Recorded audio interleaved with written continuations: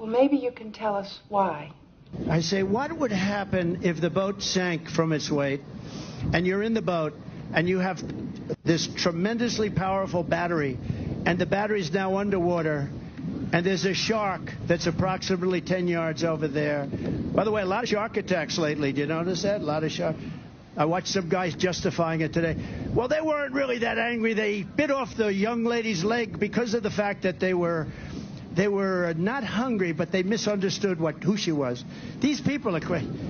He said there's no problem with sharks. They just didn't really understand a young woman swimming now really got decimated, and other people too. A lot of shark attacks. So I said, so there's a shark 10 yards away from the boat, 10 yards, or here. Do I get electrocuted? If the boat is sinking, water goes over the battery, the boat is sinking. Do I stay on top of the boat and get electrocuted? Or do I jump over by the shark and not get electrocuted? Because I will tell you, he didn't know the answer. He said, nobody's ever asked me that question. I said, I think it's a good question. I think there's a lot of electric current coming through that water. But you know what I'd do if there was a shark or you get electrocuted? I'll take electrocution every single time. I'm not getting near you're so fucking dumb, I can't believe it.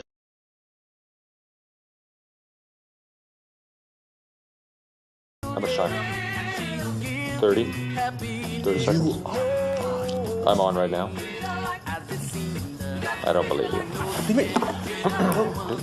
What?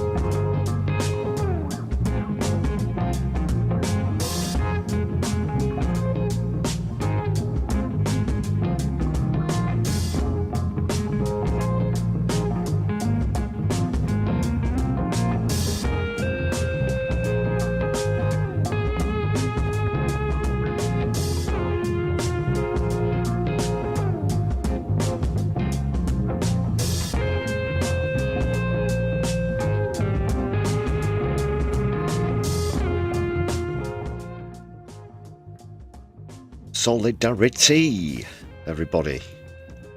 Welcome to the stream. You're watching the Brews at 10 on my left eye. I'm your host Lefty.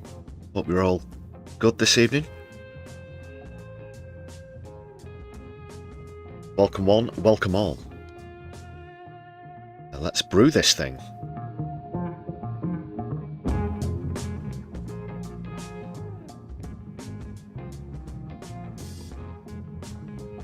First time I've been with you since Friday, and what a weekend it was. We were out and about, well I was out and about, on Sunday evening. Sunday live stream, but normal service has been resumed. Lots to catch up on as well. Not just a busy weekend for yours truly, but in both UK and world politics, we'll be going through quite a few different bits and pieces. For now though, please make sure that you've hit thumbs up on the stream. Give us a bit of a nudge on the algorithm, if you would, people. Much appreciated. We've got Aaron Gray, who was first in the chat.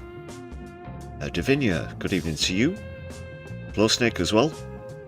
with the watermelons there. Comrade Comrie is also with us. Nice to see everybody. How were your respective weekends? It's not normally that we get to Tuesday before I ask you how your weekends were. Did any of you go on the big march down in that London?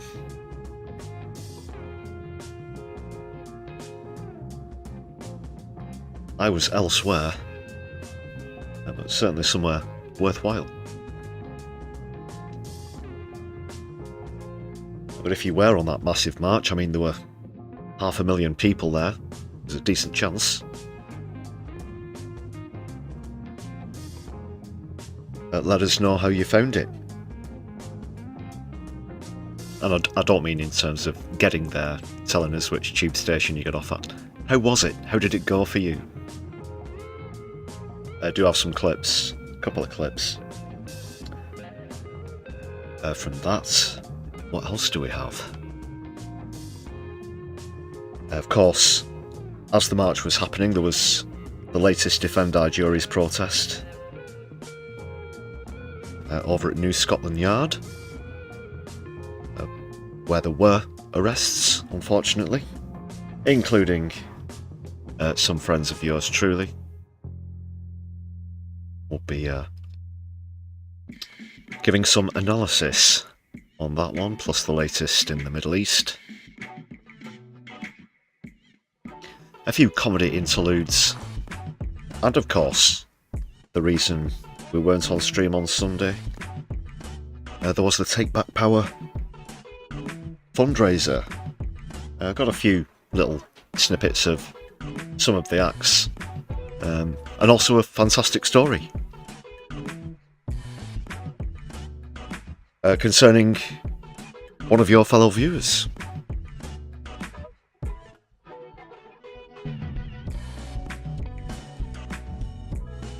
Yeah, awesome stuff. More about that later.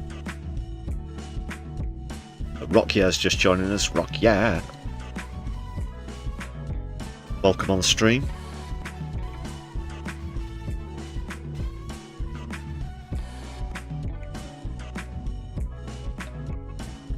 Flo, was I on point with the obvious joke there? I don't know which one you're referring to.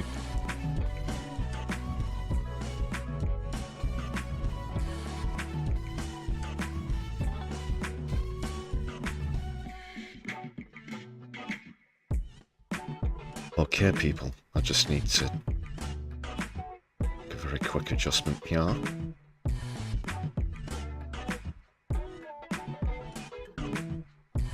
Getting a bit of lag. Let's just sort this out.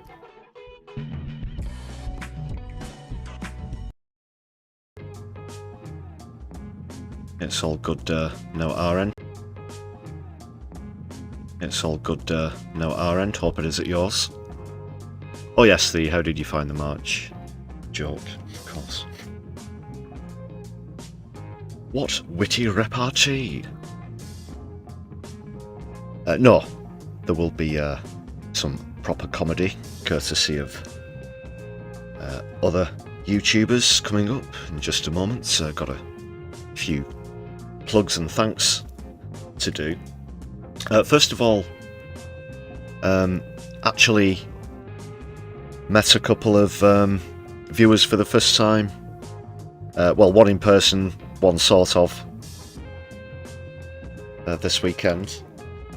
Today, actually, I had a chat with one of our viewers, Andrew, who's putting together a new project, which I was part of, an interviewee. It was really nice. So if you're watching, Andrew, nice to talk to you earlier. Looking forward to seeing that project. It's going to be out very soon, actually, people. I'm going to be happy to share that with you. Scheduled for this weekend.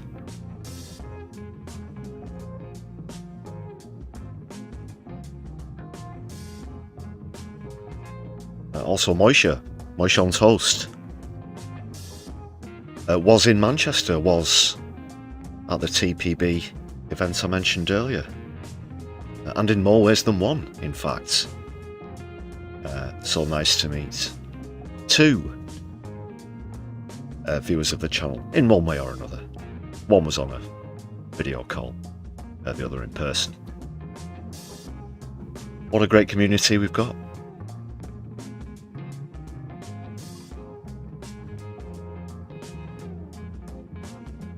So first set of plugs and thanks, of course.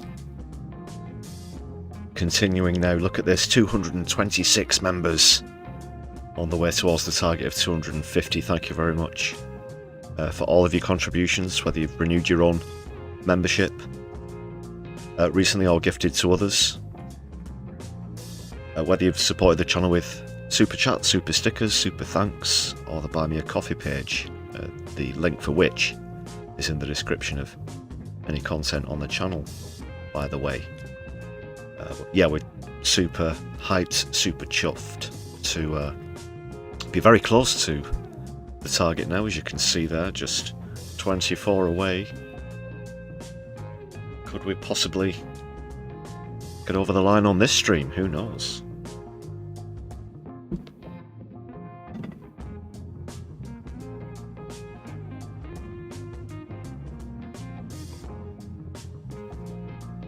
I hope you've prepared something, Philip, if it does come to that. He's shrugging. He's real. He's mute.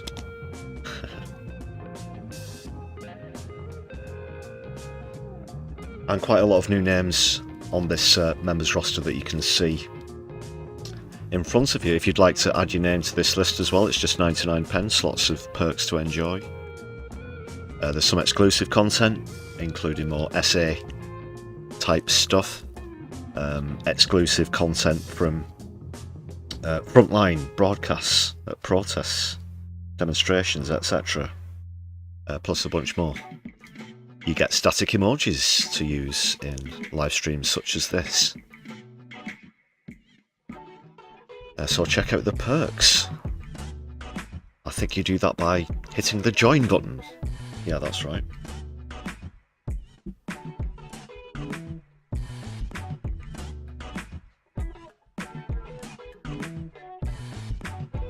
And it's just a fraction of the price of a tasty hot beverage to help support the channel.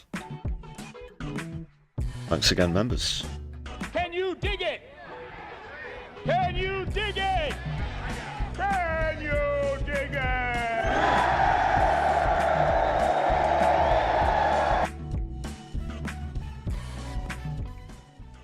We can certainly dig watching our community expand even further.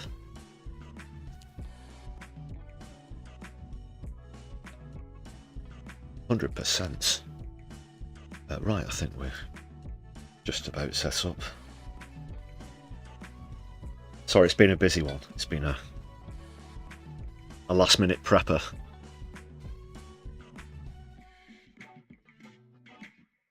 But we are just about good to go. We're going to be kicking off in a moment or two with some comedy. No debutantes.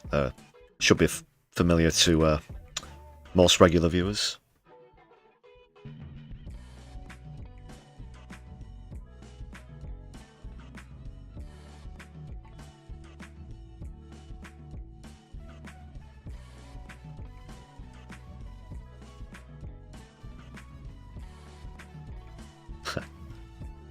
Right, yeah. Oh, also make sure that if you've got the chat window open, that it's set to live chat and not top chat. And that way you don't miss out on anybody's messages. The current top fans leader is Ian McKenna. Not mentioned top fans for a while.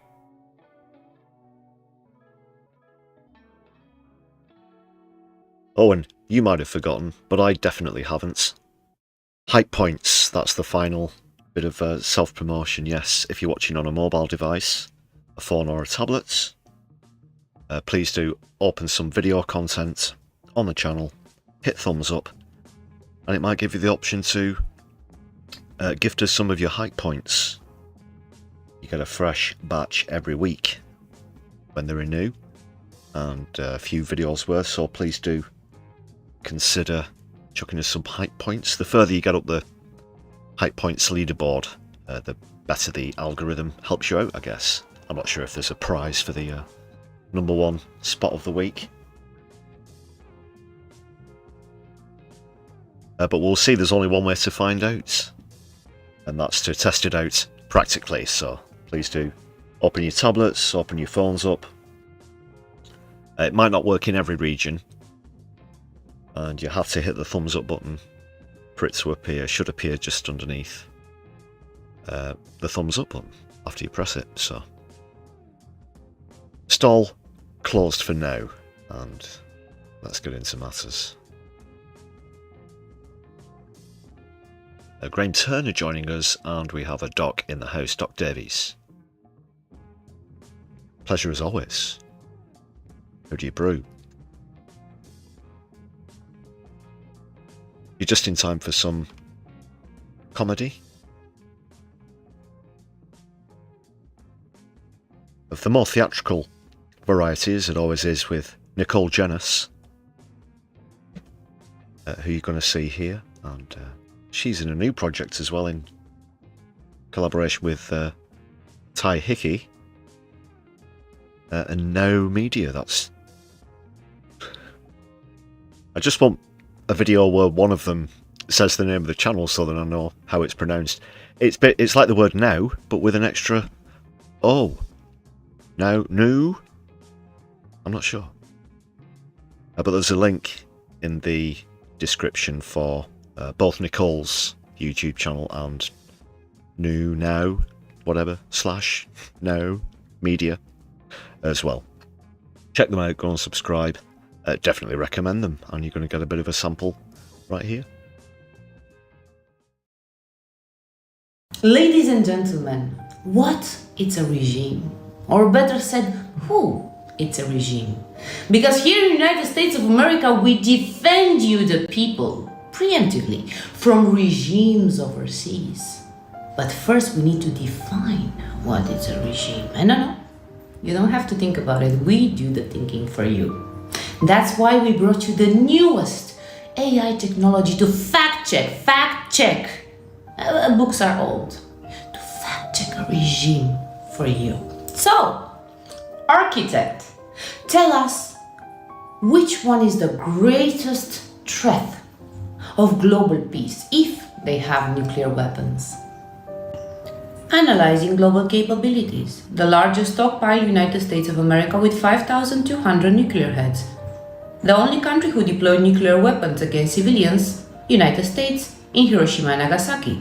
Also Great Britain. No, I mean the unstable ones. the ones who are threatening the global peace. Israel has nuclear power and never signed the Nuclear Non-Proliferation Treaty. Architect, you know what happens with Grok in Elon Musk's basement? No? I'm talking about the ones that are dramatic, the death to America kind of people, you know. Clarification. ISS based on possession and historical use, not on slogans. Yes, but hypothetically, if a country wants nukes, facts don't care about feelings. Let's talk behavior. Which regime has caused more civilian deaths in the recent decades? Processing post-2001 conflict data.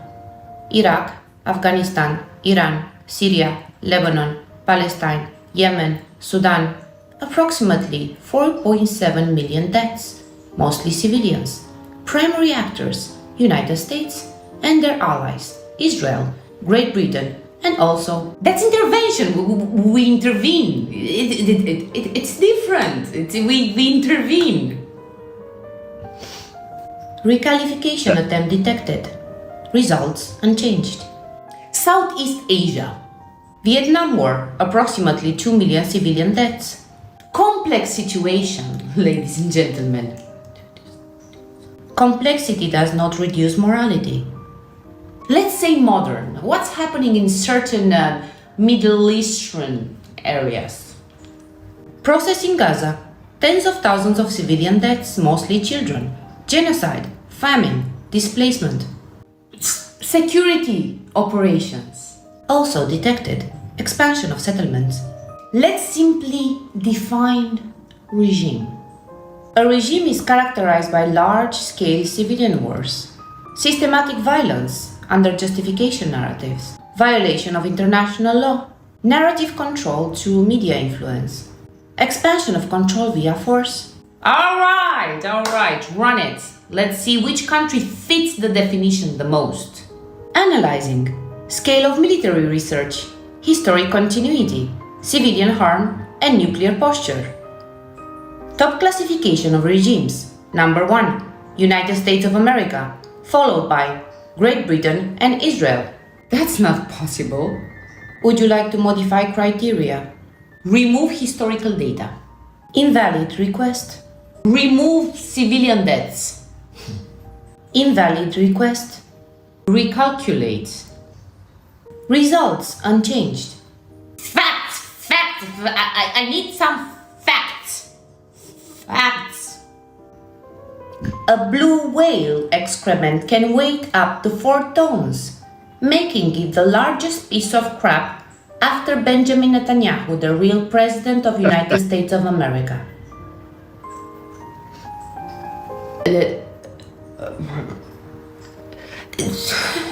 Is this supposed to be a joke? Joke request. What Harry Potter said at the gas station. Huh? What did he say? Expensive petroleum. Ha ha ha. Expensive petroleum. Another great one from Nicole Jenis and now New Media. There's links in the description if you want to check out more of the content. There's also a link to that video itself if you want to check it out again.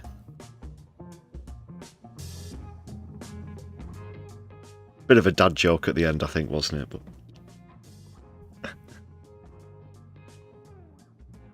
not the worst you'll ever hear.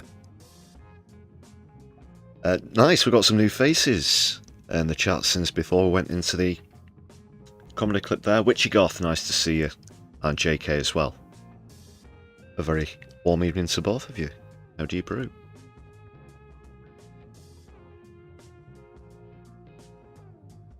Yeah, I did see that version of the Boom Boom Tel Aviv. JK, not sure if it would pass the algorithmic barrier on stream.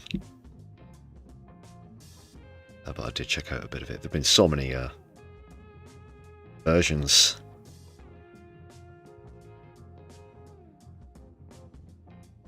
Yeah, some YouTube channels are putting out 2-3 videos a day at the moment. Trump's just giving them plenty to go at. That is the AI. Parody songs. What's he called? Mr. Nurburger? Mr. Nurburger's AI funnies, for example.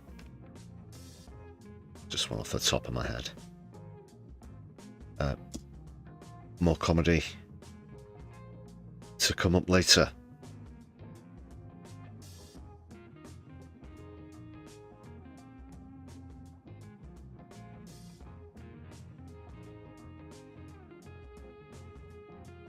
Now we'll dive into clips and things.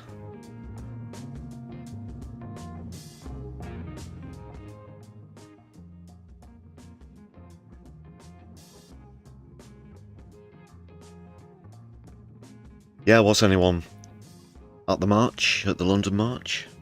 Any American viewers at the Not My Kings march, or one of the marches? Please do let us know. For now, let's have a bit of a look at what happened. We're also going to see the knee-jerky, twitchy reaction from the right wing, both commentators, press, parties,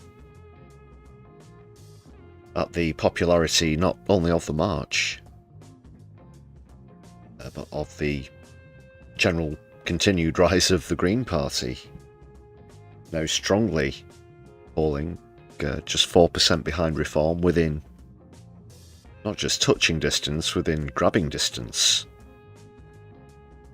And certainly enough road between now and the next scheduled general election. And would you have ever thought this a year, 18 months ago? Possibility of the Green Party becoming not just the biggest political party by member, but also in the polls. Well, we'll have to wait and see, but at the moment, it does look good with Zach. There was a particularly pathetic attempt at a smear from a Daily Fail columnist. And then in the sort of aftermath of that, of all people to throw their oar into the conversation, Andrew Neil, one of the initial hosts of GB News, former BBC political presenter as well, of course. And both the Daily Mail and Andrew Neil got their asses handed to them by Zach Polanski, who's been very good at defending himself over the weekend, it has to be said. But all that came after this incredible demonstration in London. Many organisations coming together. Unfortunately, I wasn't able to get down there myself. Had a lot on this weekend, including the Take Back Power stuff, which I'll talk about later. But I do know quite a few people who are in attendance. Most estimates put it somewhere between 300 to 500,000, although the BBC didn't even make mention of the march itself on its homepage. I believe there was very small mention, but they quoted the Met Police estimates of 50,000. Met Police estimates notoriously always understated, underestimated, especially where more progressive rallies go. But a shitload of people anyway, huge numbers out in force in London.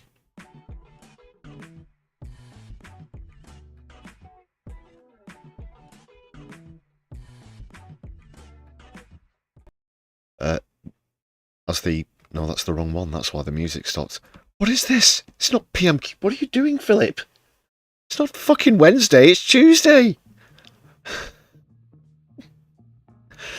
Right. 1-0 security. Woo! They're on break. They're on a break. It's Easter. Right. I was about to say, before the music abruptly finished there, Zach Polanski made a very impressive speech. I think this one was filmed outside Downing Street by the look of it.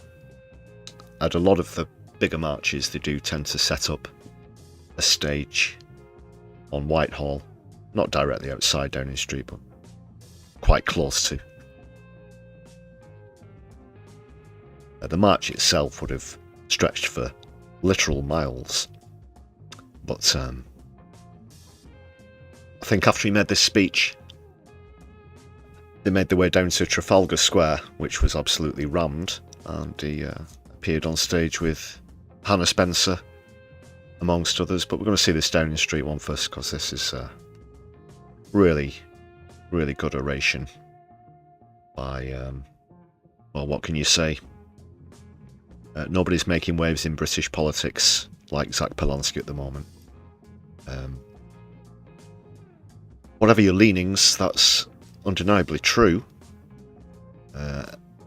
It's certainly impressive. It certainly might be one of the only things that could keep reform out, so let's see what Zach said down in London on Saturday.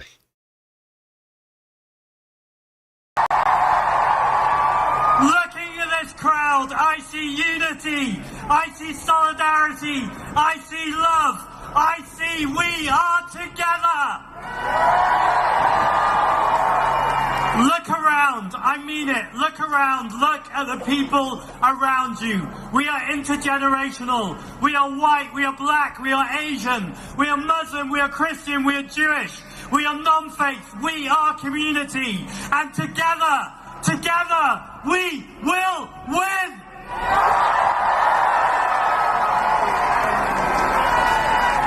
The tide is turning. There have been dark times. I know people have been scared and we have been afraid.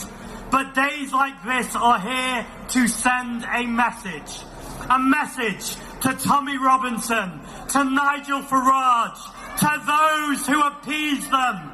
The message is, when we turn up in our hundreds, in our thousands, in our hundreds of thousands, we are unstoppable!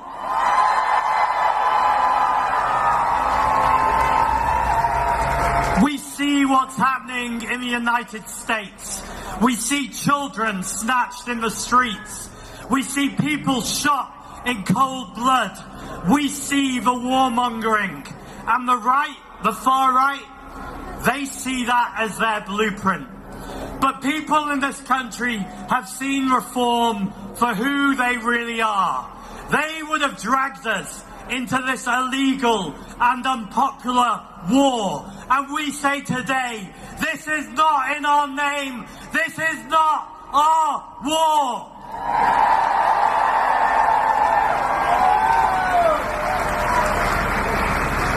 And looking out today, I see so many flags and so many slogans. I know we are here for our migrant communities, for our trans communities, for the Palestinians. Our struggles are interconnected and we stand in solidarity.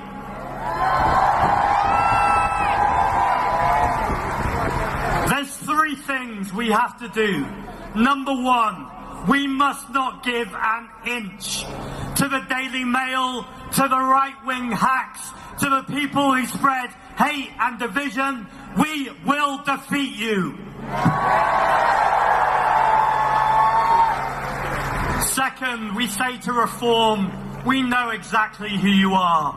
You are climate denying, Trump loving, NHS dismantling, corporate stooges.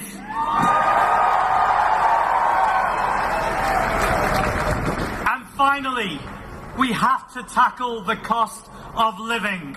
It is time to lower people's bills. It is time to tax billionaires, nationalise the water companies, rent controls, make sure we have the energy cap so people aren't choosing between heating and eating. But more than anything, today is a march and it does not stop here. This is just the beginning. Go back to your communities, to the community centres, to your trade unions, to your friends, to your neighbours. We must organise in our communities. Local elections are coming in just a few weeks' time. We will defeat hate. It's time to make hope normal again. Thank you!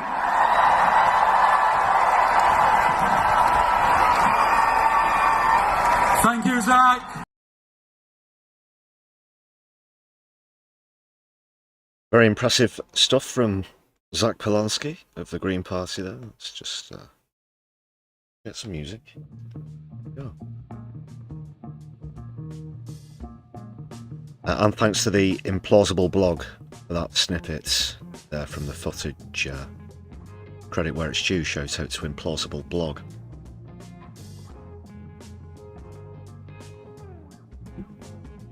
And the Greens do look set to make waves in the local elections that Zach mentioned at the end there, whilst Labour in the capital looks set to lose over 700 seats. Some are predicting that they might lose close to or more than 2,000 seats. Wow. That's just weeks away.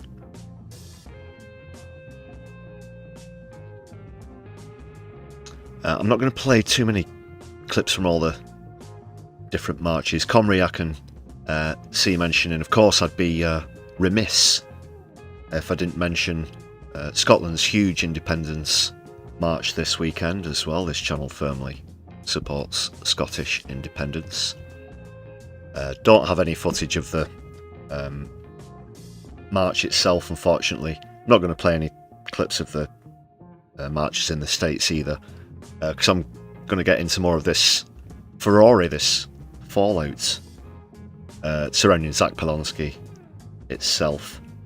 I'm sure a lot of you have already seen a lot of the march footage. Over the weekend, there were 8 million people at the various marches in the United States, all really well attended, you know, many hundreds of thousands in a lot of the major cities as well. You'll have to forgive me, I'm not sure what the total confirmed numbers were for the Indy March up north over the border, but if you do know that stat, please do let me know in the chat. We do like stats in the chat.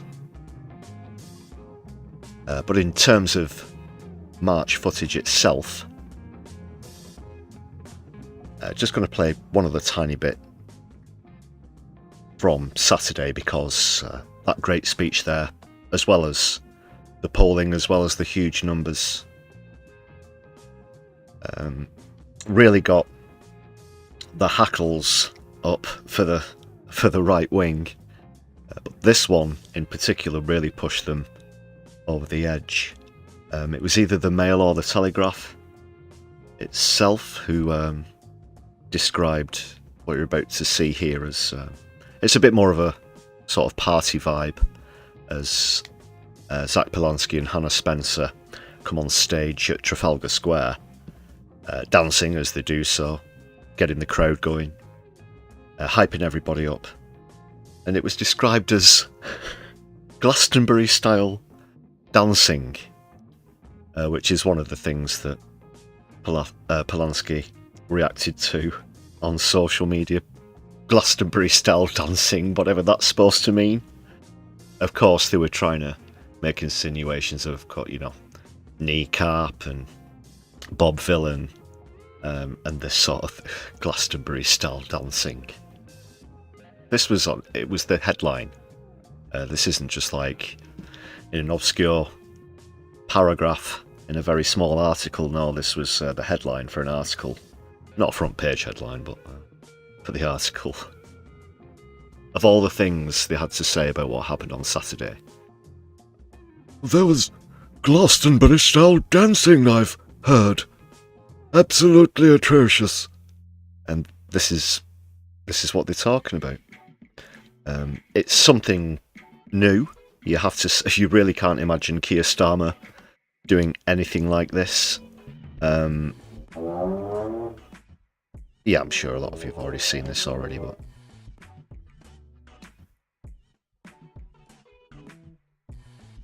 this is really what all the piss of the far right.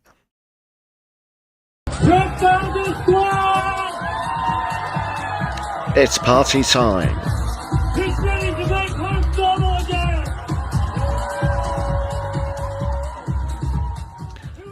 And Zach does a bit of call and response, you know, who's here for love, solidarity, all this stuff. It's got Manchester dance scene vibes to it, of course. There's Hannah Spencer on stage there. Green's just won the first seat in Manchester. She's one of ours. She's one of ours. And look at that crowd. I'll just pause the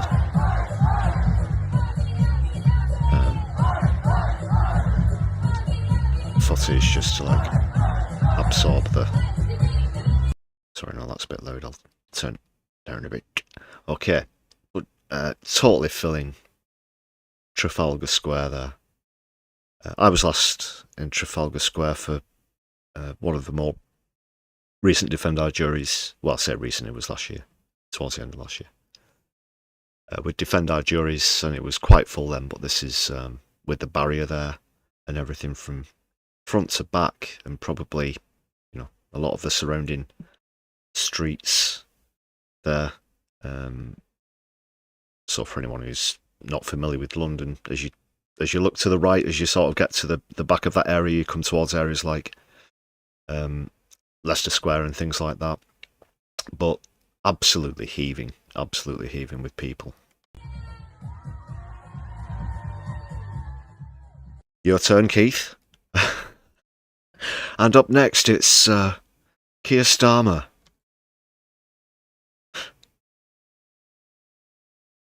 Whether it's your type of music or not doesn't really matter. It's undeniably new. It's more refreshing.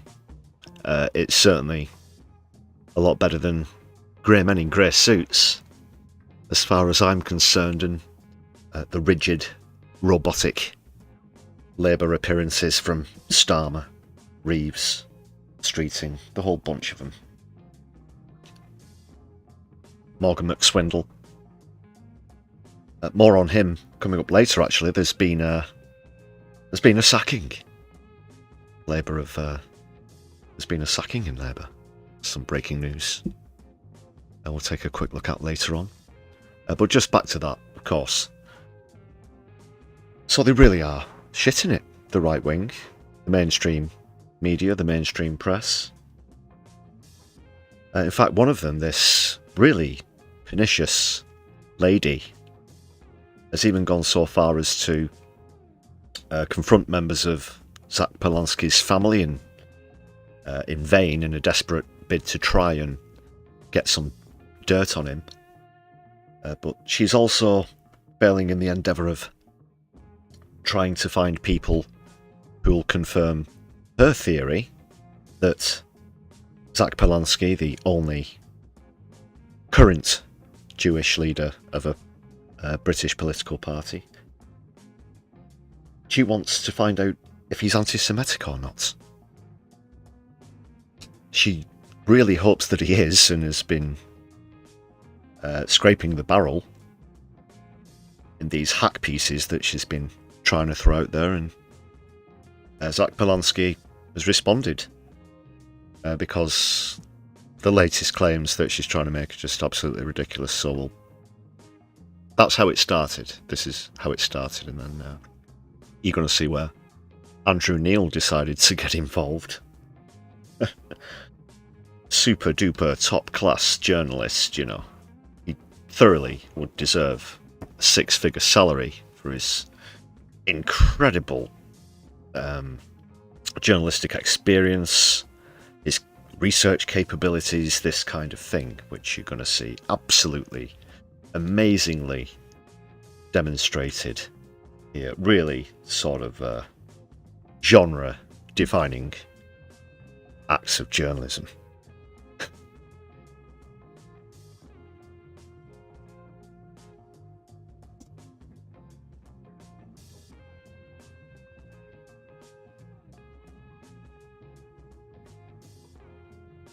Right, here's... So first of all,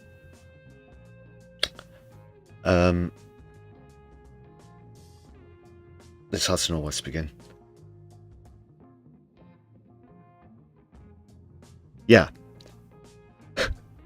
God, it's so fucking ridiculous.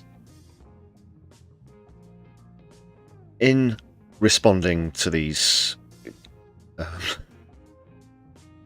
Sorry, I just can't believe that we live in such a time where the media is trying to do to Polanski what they did to Corbyn, and obviously it's significantly different this time because Zach Polanski is Jewish. But there you go. That's the depths that they're prepared to stoop to.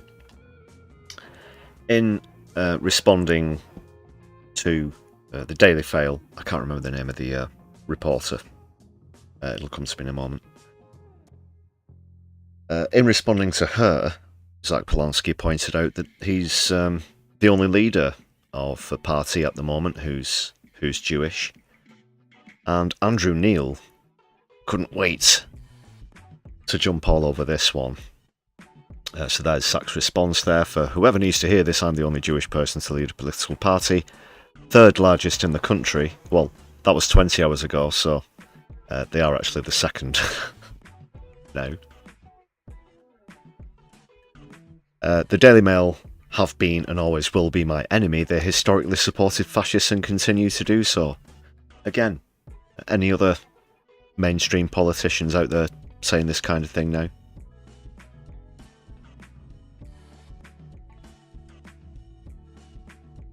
He really isn't taking it lying down, is he? But award-winning journalist Andrew Neil responds, Polanski is a know-nothing blowhard. The only Jewish person to lead a political party, bar that is Benjamin Disraeli, Ed Miliband, Michael Howard, Jimmy Goldsmith, Herbert Samuel. He is clearly ignorant of the country's history and much more besides. The only thing, Andrew, is he was talking about the present tense, of course, and it isn't as though he hasn't acknowledged other Jewish leaders in the past. Here he is on the very same platform that you were posting on, Andrew Neil.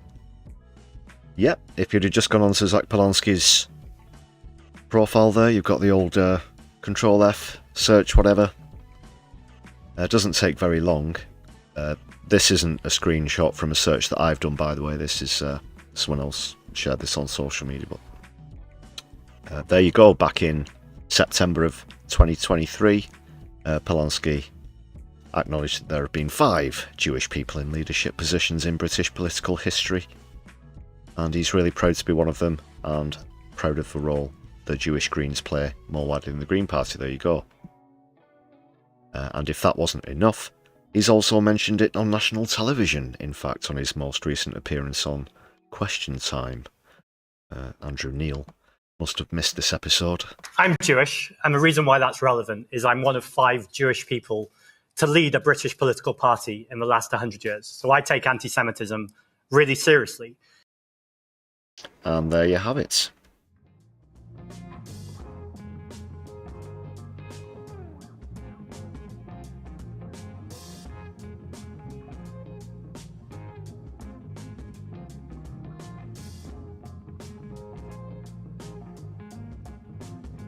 I think the person who found that quote from Zach Polanski also pointed out that it took them less than 25 seconds of their time to research that one, something that Andrew Neil failed to do.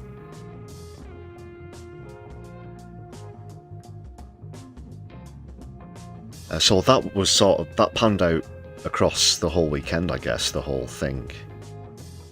But Polanski did very well in defending his corner. He really isn't taking any crap, to be honest, and they're trying to come at him with all kinds of bollocks from all angles. He just wants to stick with the message and stick with the story, not let these right-wing commentators or politicians try and distract from his political message.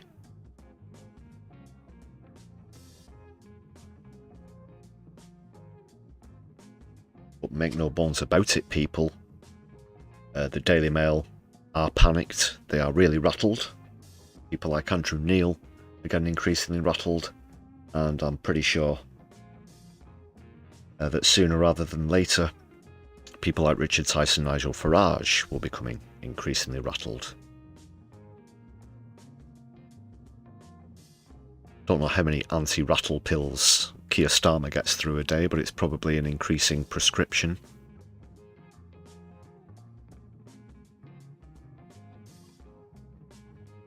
But the Greens are taking votes from Reform, according to the polls and the analysis of the polls as well. That's been confirmed now.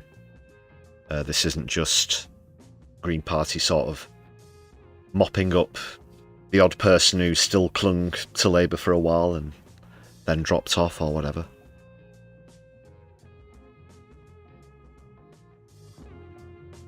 In fact, very quickly, before I risk forgetting, we'll just go through that sacking story that I mentioned, because this is, I guess, in itself another form of getting rattled.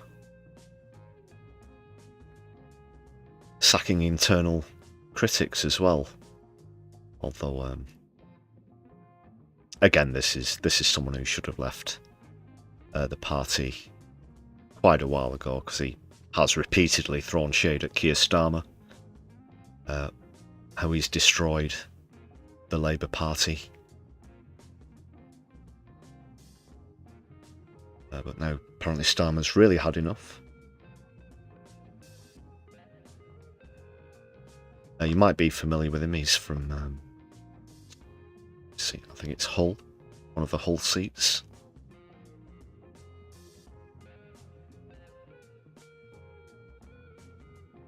He's a northerner.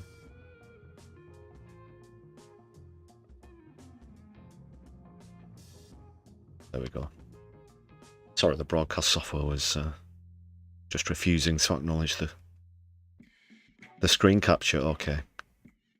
So there is Carl Turner. Suspended. That is, he's had the whip removed. From the Parliamentary Party. Hull East it is. To be more specific, it says there. This is all over recent comments about colleagues that have been described as uncollegiate, rather than his criticism of government policy. Well, let's see what's happening. In a post on Twitter, currently known as Twitter, Turner said he was disappointed to be suspended without prior discussion, and had asked the Chief Whip, through his solicitor, for a full explanation. And according to Labour, there was a pattern of behaviour that led to the decision to withdraw the whip, which means he will sit in the House of Commons as an independent. That'll be when they get back from the brief Easter recess.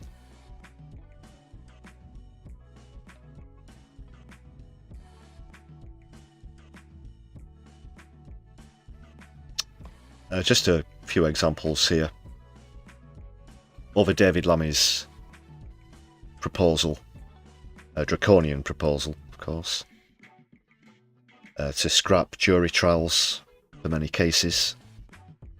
He described it as a stupid idea and urged Lammy to please God stop what you're doing. Speaking to Times Radio earlier this month, Turner said he was already on a conduct warning for having the audacity to say these proposals are ludicrous, but added that he won't be bullied around. He said, if my Parliamentary Labour Party chief, Prime Minister, leader of the party, or whatever else doesn't want me in the party anymore, fine, I don't mind walking and causing a by-election. So there could be a potential upcoming by-election in Hull East. Not a hot seat at the moment, but perhaps the early sparks, perhaps Flint and Tinder, etc., are about to be colliding. We'll keep our left eye on that one. But really, if he does stand by his principles on that one, he should abandon the party, as others have and continue to do.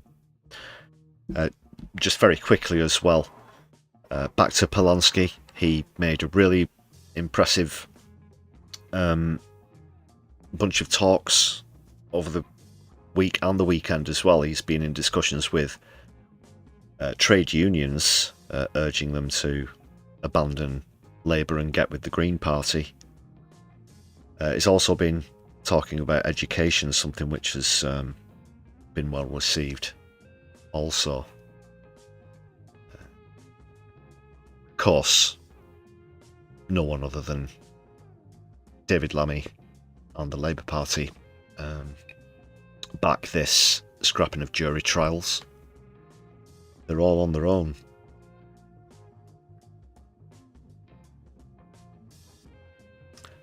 And he's thrown in his 2 cents on this phone scandal thing. And he's actually referred to McSwindle as McSwindle himself. He says he doesn't believe that he had his iPhone stolen, but he offered no evidence for the claim.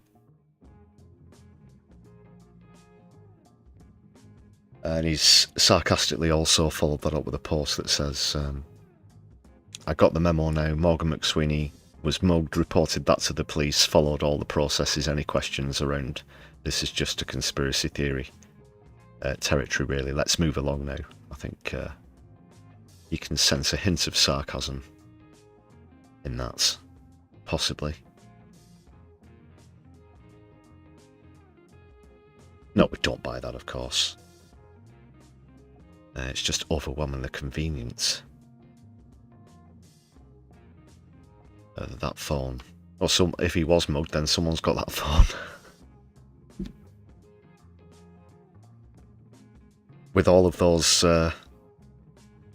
WhatsApps and everything on. Who knows? It might just show up. Unless, of course, they've destroyed it. So that's more or less it. I won't go through the full ins and outs of it. That's Carl Turner there, who's been suspended, but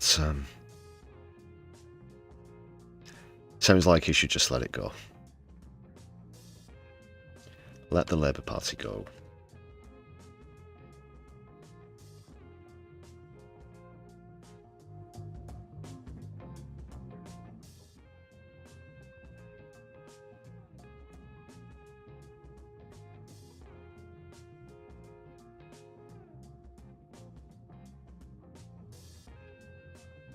I've got a couple of clips from that Defend Our Juries protest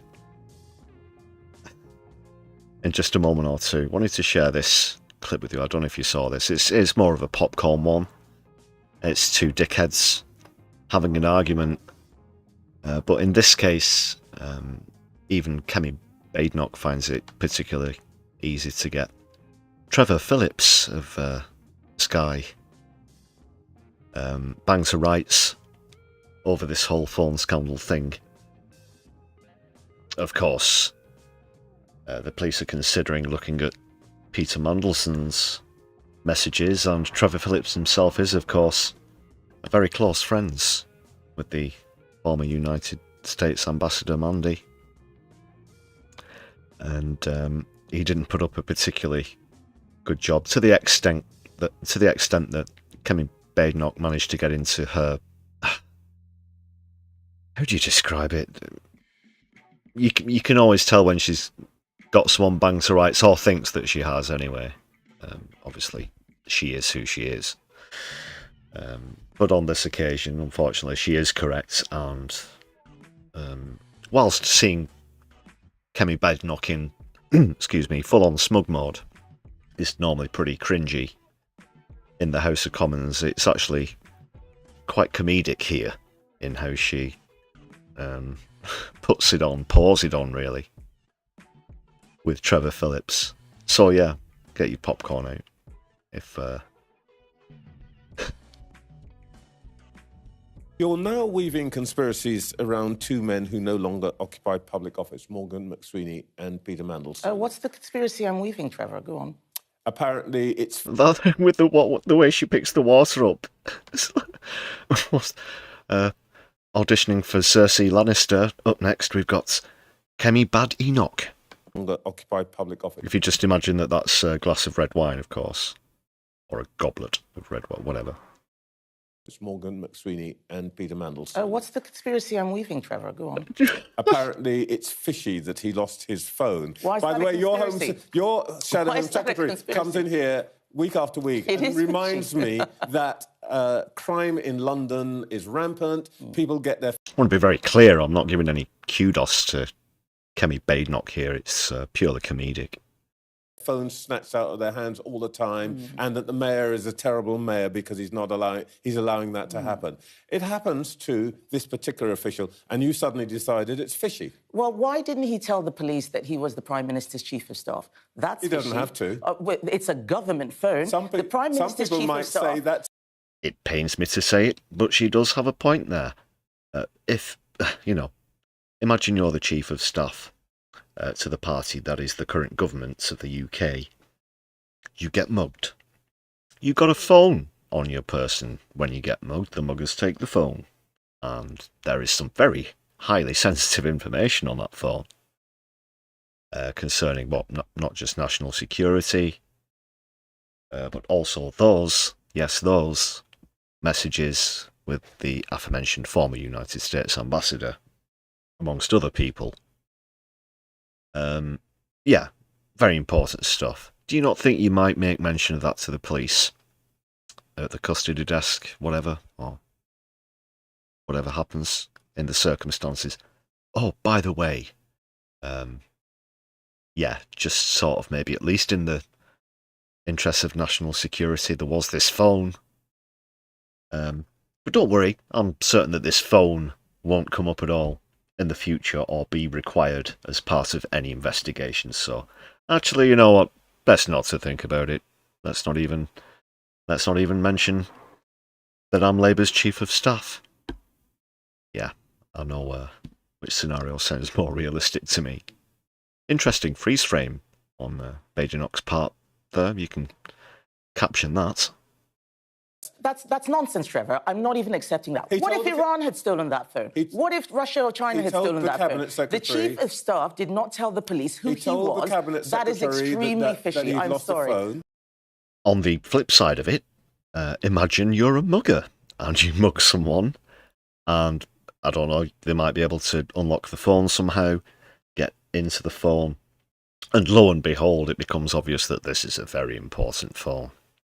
And yeah, then that compromises a lot of things. She's, you know, being a bit dramatic in the examples that she's giving there, but what if it fell into the hands of, you know, so-called enemies of the state, like China, who we trade with a lot, but they're our enemy, and they've never attacked any other country in living memory. But there's still the bad people, because the people on the screen there say it. What if they got hold of it? We'd all be dead. I'm sorry, Trevor. I'm not accepting this at all. That is extremely fishy. Some people might say that's good conduct from a senior civil servant who doesn't use his position. This is where she starts to do it. Oh yeah. Oh, is that right? Oh, is that right? Oh yeah. Oh really? Senior civil servant who doesn't use his position doesn't use his position to get special treatment from the police. If I tell you this. You see, Miss, my dog ate my homework, and she's kind of doing that thing. Now, as a government minister, when I was a government minister, if my phone was stolen, I would tell the police exactly what was on that phone and why it was a security issue. For him not to have told the police or the security services, I'm afraid, is fishy. Let's get back to this is the man who advised. This is the man who advised. But here's the thing, of course, Phillips has an agenda here, doesn't he? A personal agenda, because his best friend is involved in all of this. So, it's very unprofessional, dare you even say unethical, that that Sky News essentially give him this platform to defend his best friend. Yeah, and there's no way that he's going to try and look at both sides of the argument here. Again, as much as it pains me to agree with Kemi Badenoch, this whole thing is incredibly suspicious, or fishy, as she described it herself. And it just reeks of cover-up at the end of the day. There's no two ways about it, and you can't, even Keir Starmer can't deny that that's how it looks. I know this might look bad. Or maybe it doesn't. Maybe he's that desperate or deluded. The appointment of Peter Mandelson. Something we've now seen has been a huge cover-up, lots of lies. The Prime Minister saying he didn't know the extent of the relationship. Of course they're fishy. Are you saying Morgan McSweeney is lying? Would Morgan McSweeney ever tell a lie or concoct a lie or fabricate a lie for Keir Starmer to tell us? Does he not know? Again, I'm not sure exactly what Trevor Phillips earns per annum, but it's going to be in the six-figure ballpark. At least by reputation, someone who presents a weekly political flagship show on a major platform doesn't know the reputation of Morgan McSweeney. Well, they don't call him McSwindle for nothing, you know. And of course, through Mandelson, etc., of course, Trevor Phillips will have met Morgan McSweeney or whatever. It's quite pathetic. He's he will have had conversation with Morgan McSweeney himself, and he's acting as though he's only just heard about his existence. I don't know whether he's lying. I said the whole situation stinks. Why is it that when they knew we were going to be asking for documents and all the messages that he sent, his phone mysteriously disappeared, and he didn't tell the police at the time who he was? That is extremely fishy. I stand by that. It is not a conspiracy theory. Questions need to be answered, and he should come into Parliament and explain what happened. Well, quite true. It just happened to be Kemi Badenoch putting in punctuates on that one with her little Cersei Lannister audition at the beginning there. And oh, is it? Oh, did he? Oh, really? Oh, really? You don't get your homework, did he? Okay. Let's just see the Cersei Lannister bit again. You're now weaving conspiracies around two men who no longer occupy public office, Morgan McSweeney and Peter Mandelson. What's the conspiracy I'm weaving, Trevor? Go on. What do you mean my son isn't the rightful heir to the throne? Trevor, go on.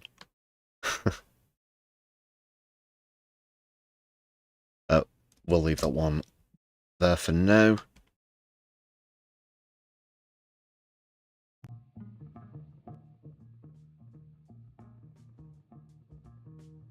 Because time's ticking on.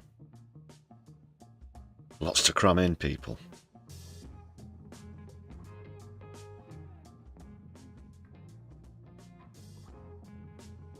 Back to events over the weekend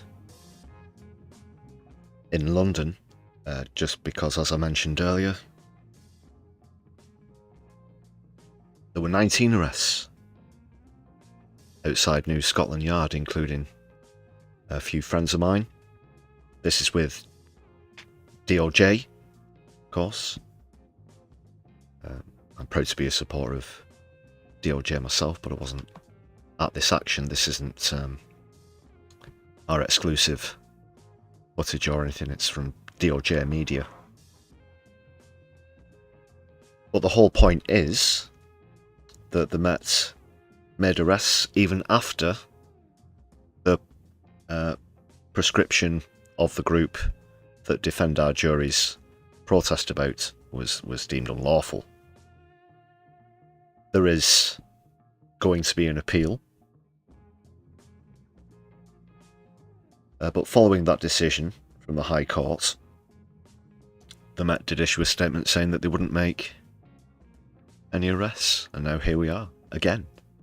The arrestees, some of them, amongst the arrestees were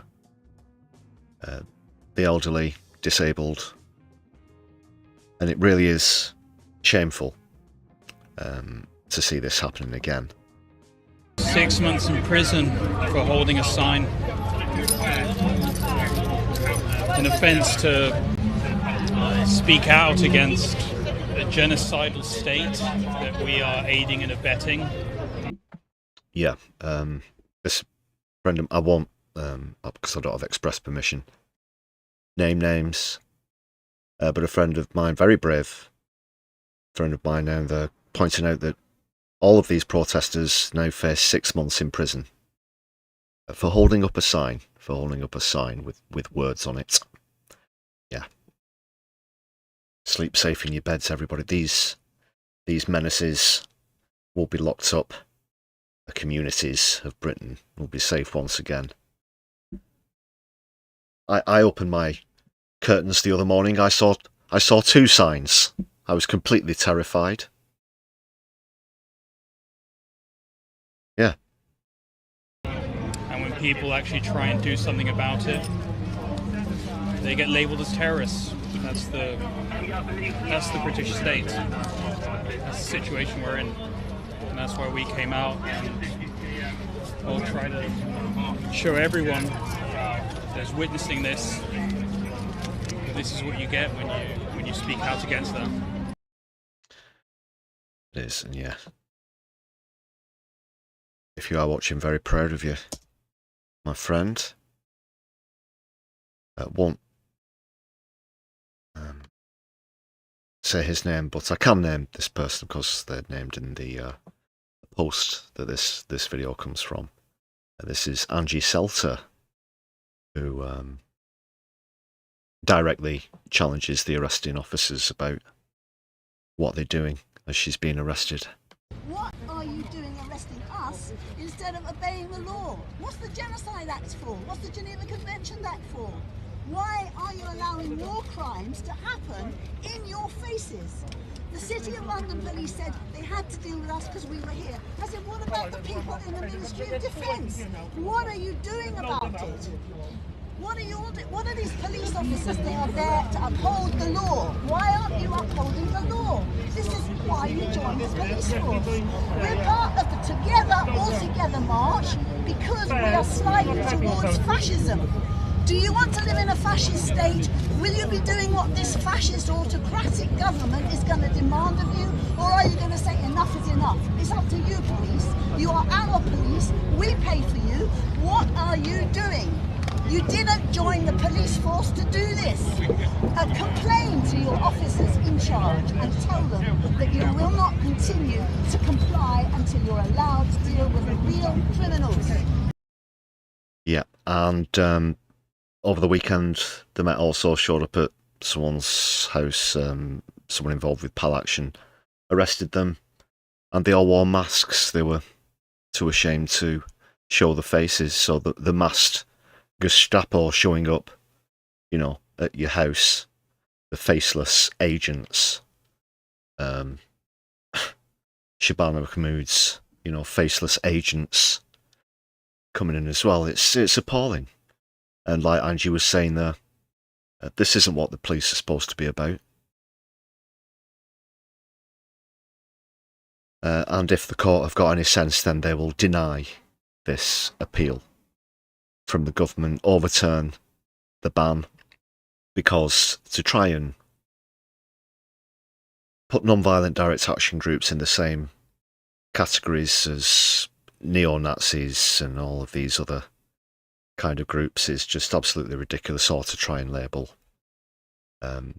people in Defend Our Juries as holding up as terrorists for holding up placards. For goodness sake, I mean, this is already a thing. This has happened, you know. This is now a historical fact. This is something that will have to be explained to future generations. Shabana Mahmood's certainly going to have some explaining to do, that's for sure. Unbelievable. Sorry, I do get a bit more revved up. These are friends of mine.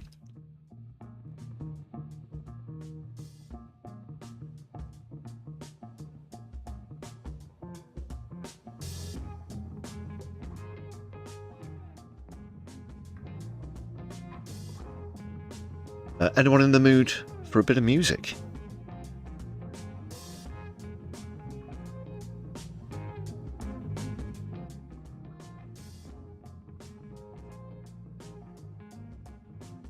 Yeah, we'll go, we'll take a look at, well, where I was over the weekend. The Take Back Power fundraiser. It was a really good night as well. And like I said, there's another story that comes with it. One of your fellow viewers was actually not just in attendance, but ended up performing at the events. The opening act unfortunately had to pull out. And Moishe on Toast was visiting Manchester and offered to kick off with a bit of a set. They've not said if I can put any of their stuff on stream yet, so I'm not sure if you're watching live to give me a response. But I do have a couple of little clips from the other acts that were on here in Manchester. This was at the Star and Garter. I don't know if any of you familiar with the infamous Star and Garter in Manchester. So also on the bill were Zonga, Banana Undertones, and Vermouth.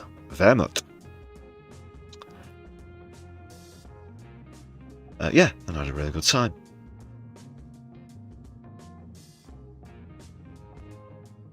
So I'm going to share a couple of clips with you.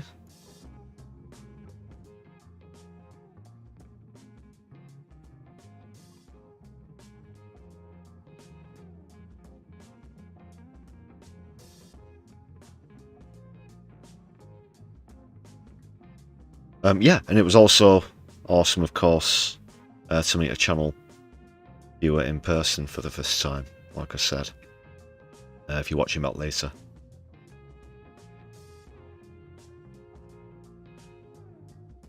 So I'm just going to go in the order that they were on the billing, really, starting with Zonga, pretty funky stuff. Don't know if any of you are into punk at all. So I'll have a bit of a short musical interlude.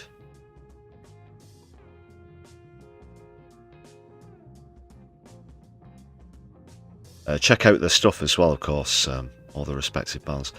This was just a phone recording, didn't get hooked up to the sound desk or anything. And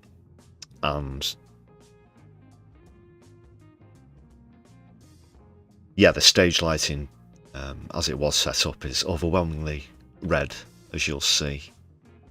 But I'm just getting my excuses in, I guess. The acts, of course, were fantastic, but like I said, this is just phone quality audio.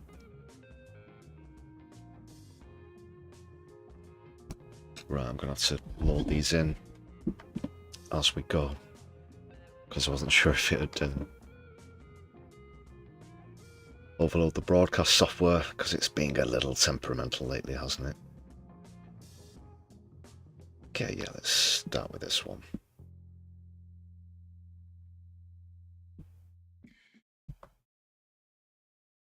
Oh, this is Zonga.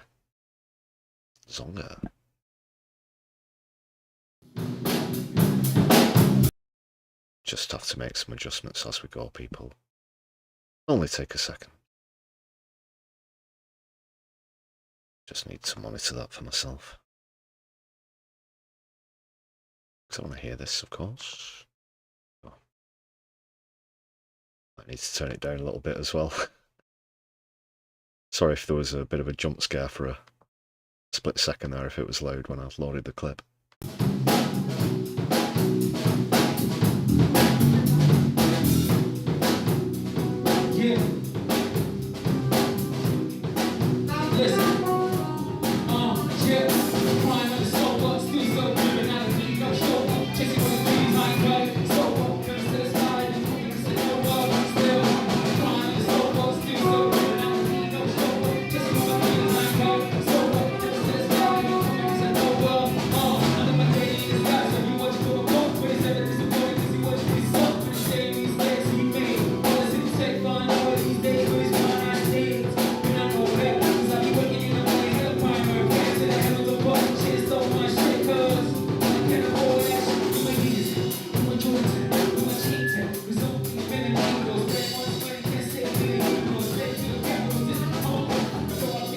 Got stuff, isn't it? Funky stuff from Zonga here. I really like the sax as well.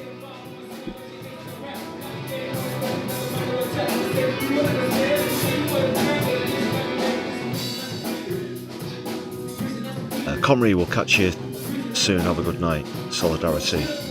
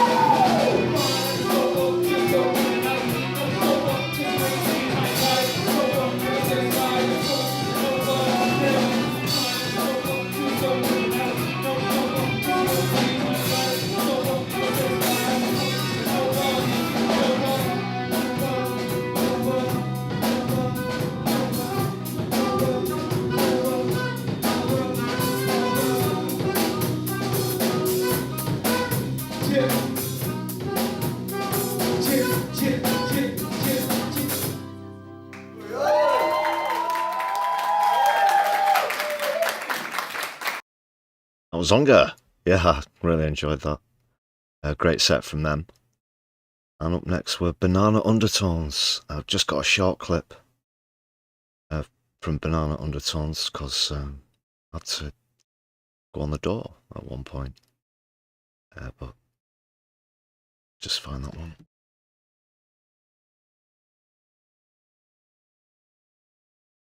There we go.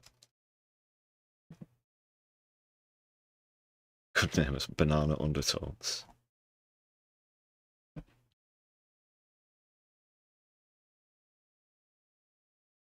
Apologies if there's a split second high volume here.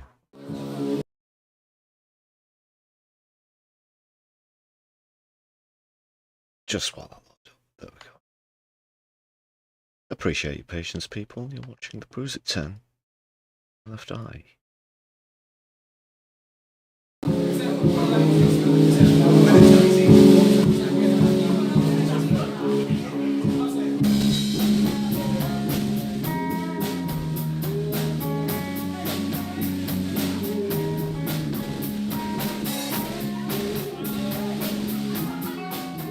We've got some dad dancing in the kitchen. Why not? Go for it.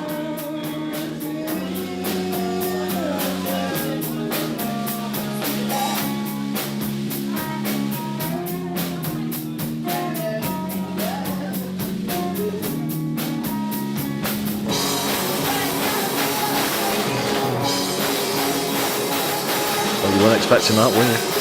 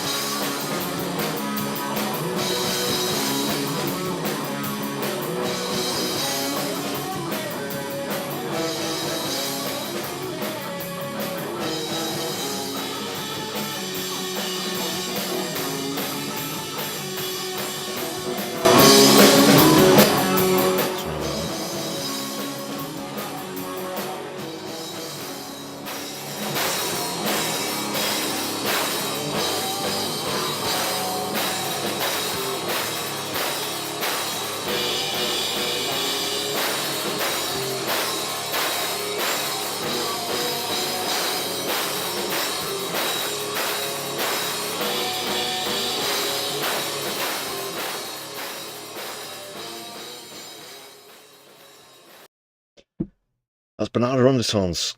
Yeah, sorry, I had to cut the song off a bit early. Because I had to go on the door. Just wanted to give them a shout out. Do check them out. I'm going to try and... We'll see how this one goes. Because they were very loud. Vermouth. Vermouth.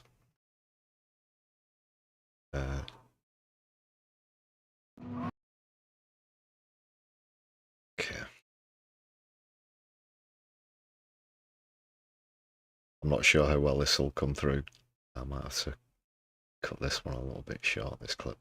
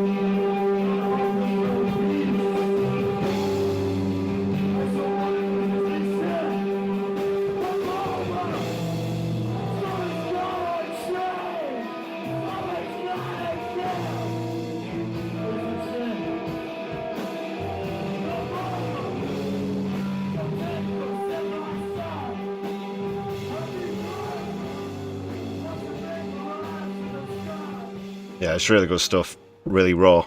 So do check out Vermouth and Banana Undertones Zonga as well. It was a great lineup.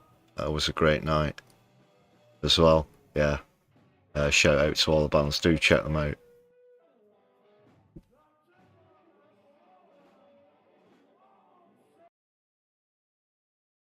Yeah, like I said, if we do get permission, I'll play some of the opening act from My Shit on Toast,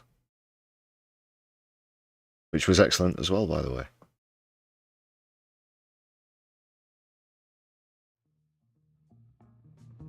So that's what we're up to on Sunday night. It's really good.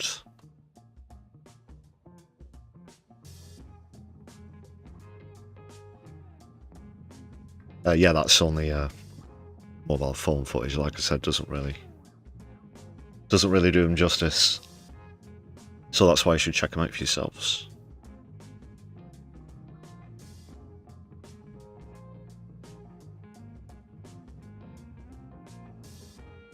Doc, you think they're a bit like early fall? Oh, interesting. Yeah, of course, Manchester has a very rich, vibrant music scene. That's done for some time. Graham, you're a fan of Jesus and Mary Chain. And Velvet Underground as well.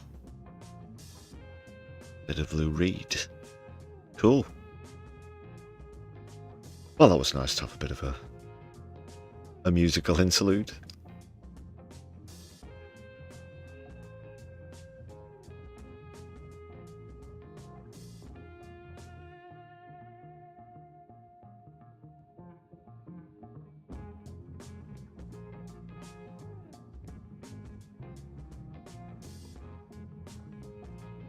But for now, let's get back. Let's just, you know, slide nicely back into World War III. Yes, as we take a look at international matters and the Middle East, more specifically.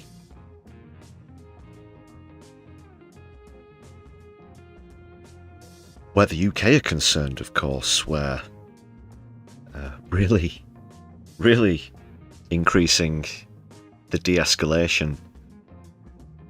We are really serious about de-escalation, of course, and that's why we're sending even more troops to the Middle East. That was in the news today. Oh yes.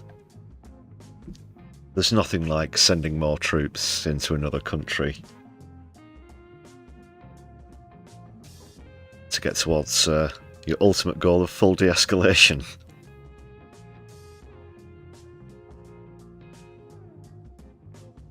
Yes, Graham. Sorry. Well, it's up to you. You can carry on dancing if you like. There's always the background funk. Isn't that right?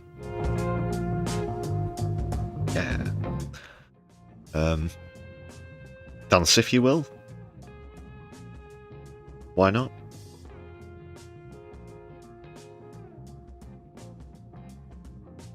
What was I saying? Oh yes, of course, World War III.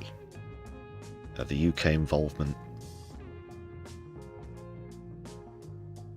Since I was last with you on stream, of course, Donald Trump very openly threatened to war crime Iran unless they opened the Strait of Hormuz. He threatened to bomb water salination plants, for example, other energy facilities as well, which of course would be a war crime. I think even the BBC said it. Also, they do know what a war crime is, yeah.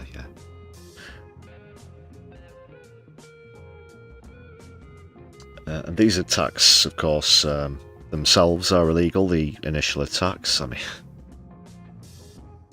the first thing America did was kill the Ayatollah's 15-year-old grandchild. They also blew up a school. So it's been war crimes since the get-go in this latest round. as it was the last time, but arguably even worse now. Still no sign of the end. America seems to either have two options, that is, give up, Trump can turn tail and give up on the whole thing, or to just continue to descend into this latest quagmire in the east of the world. And I've picked out one clip here from US media where they sum it up really well, just with the situation that the United States are in, as well as, of course, the legality. Nobody in the Pentagon said, hey, we can't do this. Because if they close the Strait of Hormuz, there's no way we're going to be able to stop them from unclosing it. Well, everybody in the Pentagon said that. Yeah. Then why did we do it? Because Pete Hegseth came in and said, we won't have to do that. The Israelis have told me that they're going to kill Khamenei on day one. We're going to come in with the most massive air power ever seen. It's because we wanted to hit 1,000 points on the ground a day for a period of time to create the impression of American invincibility. And the Iranians quit. And that way we don't have to do any of this. Just so you understand, one of those 1,000 points was a girls' school that should never have been struck. Yeah, I know. We struck hospitals, the whole thing. This is the most criminally minded war plan in the history of war plans. Is it criminal or stupid or both? Criminal. When you're the Secretary of Defense and you're required by, we have a Law of Warfare Act. If you violate the Geneva Conventions grossly, there's a death penalty. Hegseth came in and said, I'm doing away with all the rules. I'm disbanding that unit. We're going to disregard the Law of Warfare Manual. We want increased lethality. And so when he said we're going to put 1,000 bombs on 1,000 targets a day, he was saying, I don't care what you kill. We kill things and break things, he said. That's what we do. There was intent, criminal intent from the very start. So this was criminal and incompetent. What I don't understand is why the JCS didn't resign en masse. This is a leadership failure on the part of the most senior military officers. And now they're in a situation where they're going to have to try and do something they know they can't do. If we send Marines across the beach and they die, people need to go to jail. Nobody in the... Well, people need to go to jail anyway, because like this whole thing is illegal. Also, I'm just going to try and find the point in the video again. Just with the map. There you go. So yeah, the plan, as you know, it could have been scrawled down on the back of a napkin for what it was worth. Trump thought that it'd all be over in a week. Through shock and awe, it would have forced Iran into submission. They would have submitted and rescinded their nearly 7,000-year-old history. And now he doesn't have a backup plan, doesn't have an exit plan, doesn't know what to do. How he thought that would work in the first place is simply beyond me, if that really was the plan. And here we are. And the same goes for anybody who thought that Iran couldn't respond by essentially closing the Strait of Hormuz. It's not, of course, physically closed. It's just that countries who they consider enemies won't be allowed to pass vessels through. They have, of course, proposed a $2 million per ship fee to the United States, as well as reparations to the tune of $100 billion, amongst other things. And that was the least that Trump should have expected, but couldn't have expected because, alas, he is Donald J. Trump. And Iran have also put out a statement, and they certainly don't mince the words, let's put it that way, in a lot of the statements, and you can certainly say that about this one.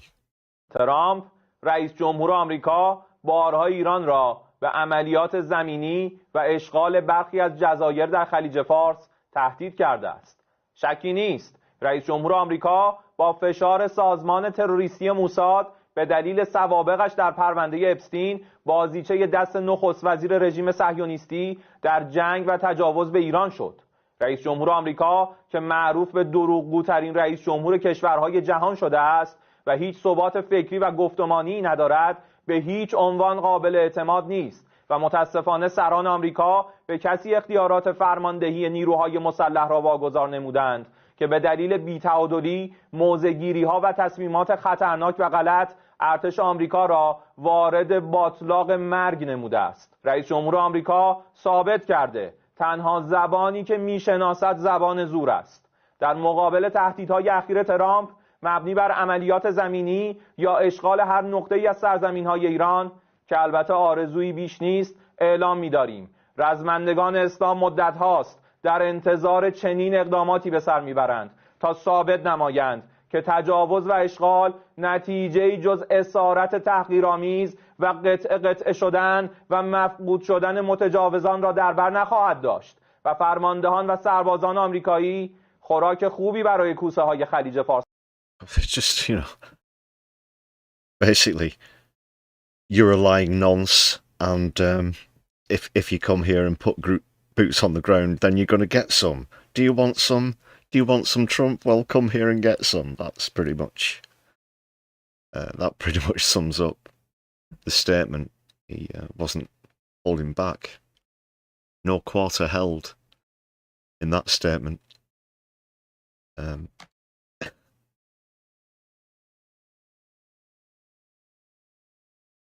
That was the latest one, and now the Houthis, the Yemeni Houthis are also involved as well. They've proven to be very troublesome for the United States Navy in the past. And I do have to be honest, if Trump does try to send troops into Iran, it's not going to end well. It really is not going to end well. Any diplomatic avenues seem to be pretty far away. And Iran have had enough of any, it almost seems, any talk of ceasefire talks, because they feel that the United States and Iran are incapable of sticking to the word, and certainly where Israel are concerned with ceasefire talks, you can see where they're coming from, with them having never upheld the terms of any ceasefire agreement that they've ever signed, ever, including the current one, of course. And where Israel are concerned, they are, of course, trying to annex southern Lebanon as we speak. They've ventured back into Lebanon. This is what one of the spokes has got to say about this one. Doral Spielman, I think is his name. Your government says that it's targeting Hezbollah, not civilians. So why? And this is, that is Lewis Goodall, isn't it? Ben, what's he called? Sorry, LBC. Why are our entire residential areas in southern Lebanon being rendered uninhabitable? At what point does collateral damage become something else? Hezbollah doesn't wear uniforms and all they've done is switch Hamas for Hezbollah. It is literally what they must have done in the script for this one. As you listen through, it's all the same shite over and over again that we heard since October 2003. Operate separate from the civilians. They use their homes. I've been inside the homes. Every home in southern Lebanon, the Shiite homes, are controlled. This guy's been in every home in southern Lebanon, and you know what they are. He's about to say it. Command centers. Control command centers. They have like how many centers? Right, center is like there's only one center, and it's the center. That's why they call it a center. There might be other elements or hubs or branches, whatever you may call them, but they're not centres. That generally in organisations or whatever, there's only one centre because it occupies a central point in the structure of the organisation. Every home, even if you buy this, every home is a centre. So there must be some confusion there, at least logistically. Okay, mission complete. We'll head back to centre. Well, which centre? Every home's a centre. Every hospital is a centre. Every school is a centre. Must get terribly confusing. Just skip back, yeah. He's been in every house in southern Lebanon. It's quite an impressive tour how he managed to do that as well, as an Israeli spokesperson, without someone saying, you know, get out of my house, you genocidal fuck. Every home in southern Lebanon, the Shiite homes, are control and command centers. They hold weapons supplies. They have tunnels going underneath them, which I've been in. You can see it all online. Must really depreciate the house value, you know, the tunnels underneath. And so therefore, if you want to destroy Hezbollah, unfortunately, you have to destroy their infrastructure and push them north of Lebanon. It's just, you know, the genocide is just an unfortunate side effect of all of the things I'm making up. Tani. But as you know, under international humanitarian law, attacks must be proportionate. How are you calculating proportionality when strikes are hitting densely populated areas and displacing tens of thousands of civilians? Well, you know what the alternative would be, Lewis? The alternative would be... God. Just answer the question directly. For most armies in the world to strike Hezbollah with those civilians there, and God forbid having tens of thousands of civilians. You're saying there's no alternative to how Israel is conducting itself in southern Lebanon right now. It would be that brilliant. Or must. Well, I'll tell you something, Lewis. We don't forget, under President Biden, Israel pulled out of Lebanon in November 2024. And what were we promised? We were promised at the time that the Lebanese army was going to disarm Lebanon, and that France, the UK, and UNIFIL were going to make sure that there was no Hezbollah. Would America or Israel disarm if another country asked them to? Why do, you know, they expect these ludicrous terms and conditions to be met by other countries that they absolutely would not even consider for a microsecond, for a nanosecond, for a picosecond? Honestly, it really is appalling. Yeah, Lebanon didn't just essentially give up their function to defend their country so that Israel and the United States can just go on in there as they please and annex the entire lot as part of this greater Israel maniacal, psychotic plan of Netanyahu's. I mean, just absurd requests. Why are people not just throwing their weapons away and not defending themselves against us? What do we see? Just a few weeks ago, Israel didn't attack Hezbollah. Hezbollah launched 6 ballistic rockets. Six? All of 6? Oh, God. Did they? They're little devils. How dare they? Into Israel, which means... They launched 6 missiles back at the country that is trying to annex all of the south of their land and is attacking them and has killed 1,000 people and displaced over 1 million. And they launched 6 rockets back at them, did they? Well, we can't stand for this, can we, people? All they're doing is getting bigger and bigger. Your government's... What'll it be next? 7 rockets? All they're going to do, you know, it's just so distant from the truth that, of course, all that is literally happening to Lebanon is it's getting smaller and smaller, not bigger and bigger, as he says at the end, either in terms of military or geographical size. If it were up to Israel and the United States, it probably wouldn't even exist on a map.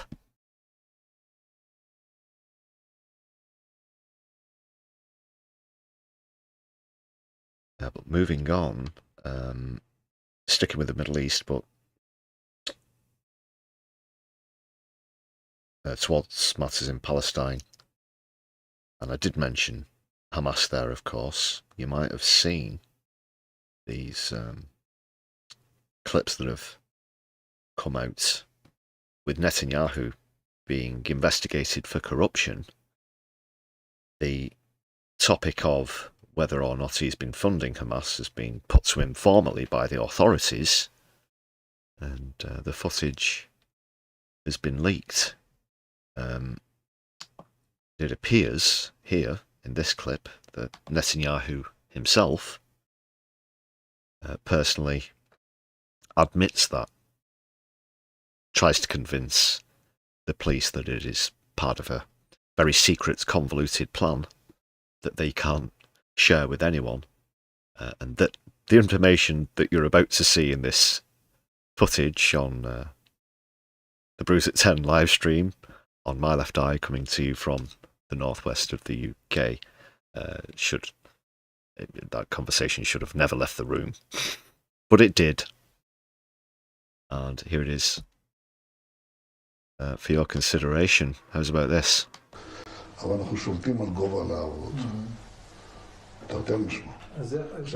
He genuinely thought nobody would ever see this. I'm not even sure if he knew it was being recorded, by the way. So I'll just preface this as well by saying that you can see he's about to start to get into it here.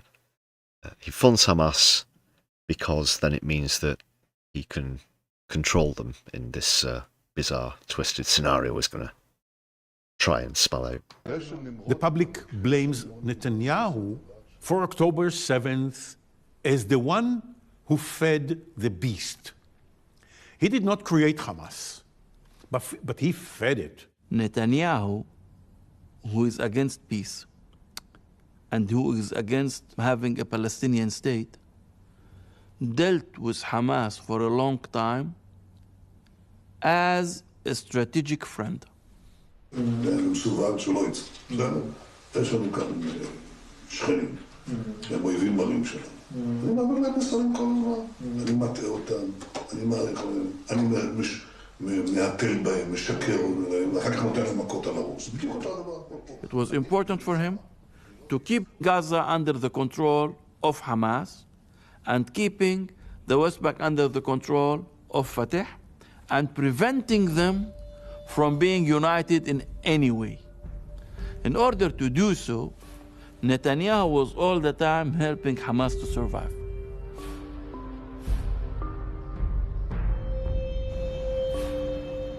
At the same time that he was under investigation, he arranged for Hamas to receive $35 million every month from Qatar. Netanyahu can't give the money by himself. Israel will not give money to the Hamas. You cannot even transfer this money through banks, because even the banks don't want to cooperate. So you, the Israeli Prime Minister, needs to beg this small and very rich country, Qatar, to give money to our enemy. Well, I need a favour. This is a bit awkward. Just stay with me if you will. So we need to give Hamas quite a bit of money, but we can't put it through the banks or anything. Yes, this is Israel calling, by the way. Could you imagine? These suitcases of money. So it's got to be in cash, and other banks will touch it. Was given to Hamas under the request of Benjamin Netanyahu. Yeah, personally. He personally requested it. To the tune of, in one transaction that's been discovered, $35 million US dollars, apparently. So that's how it happened. We've been saying this for a very long time on the channel, of course. But now this has all been fully disclosed. But it isn't, like I said, exactly recent knowledge. In fact, here's an old clip.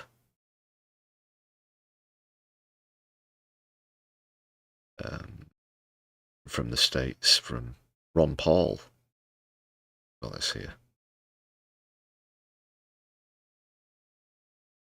And he paints a very clear picture of America's involvement in this, also precedent in this. Could be here all night if I brought up the CIA and the enemies that they create so that America can chase them and perpetuate the industrial military complex.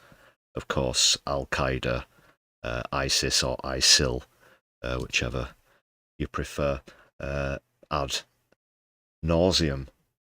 But Ron Paul, in this clip, this old one from the archives, sums it up very well.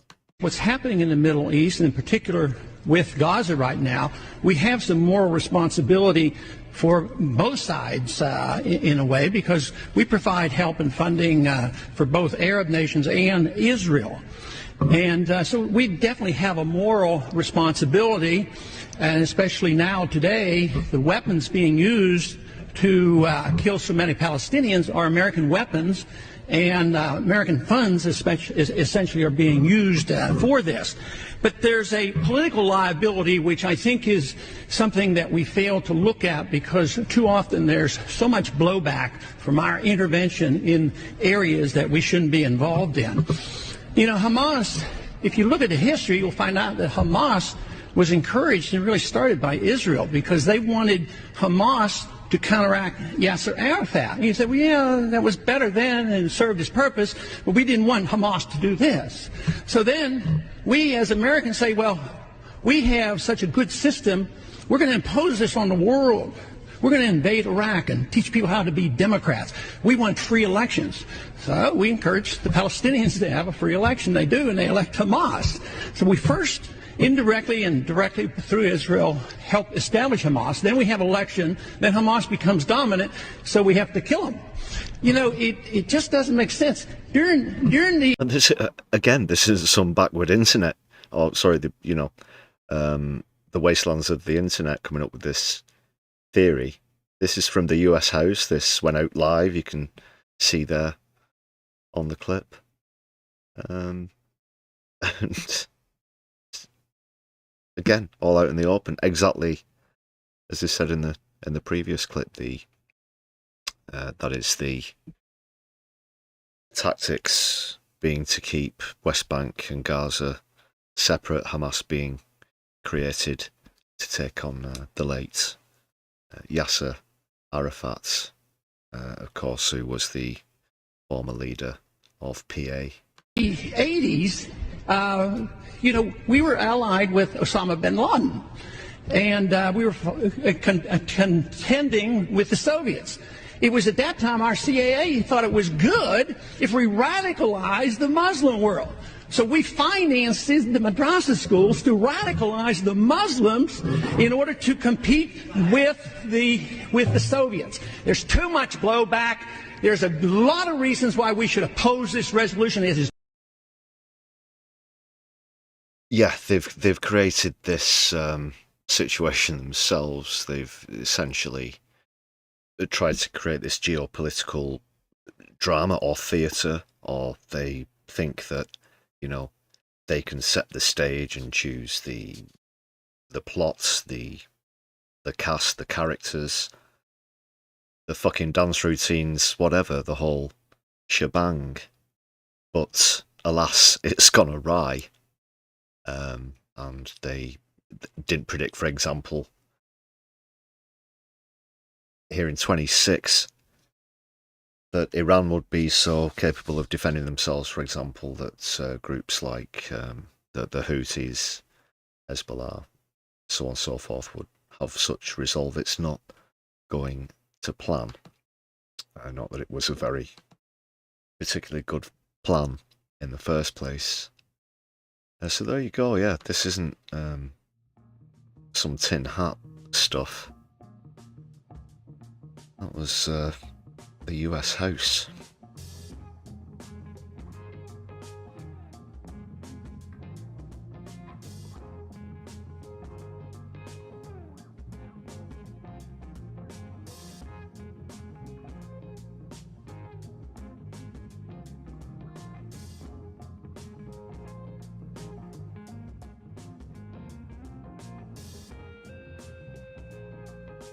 I do, of course, have to mention as well, and I think it came up in the chat a few moments ago. I'll just scroll up. Pretty sure it did. But the announcement yesterday as well, or the decision by a court in Israel that the death penalty will be permitted for use on Palestinian prisoners, thousands of prisoners who are currently in Israel. And there were sickening celebrations from the likes of Ben-Gvir. Even the presiding judge apparently had tears in her eye and a smile on her face while making the announcement.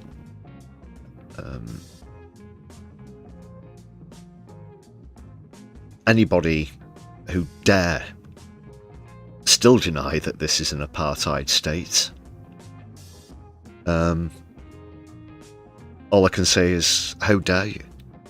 Because this is awful. What can you say? It's disgusting for this to happen in any country in the 21st century, but also those who deny that there's apartheid or a genocide in Gaza. How can you defend this? But those celebrations just reinforce that really sick mindset that's instilled with Zionism. Because violence and genocide is its only remit.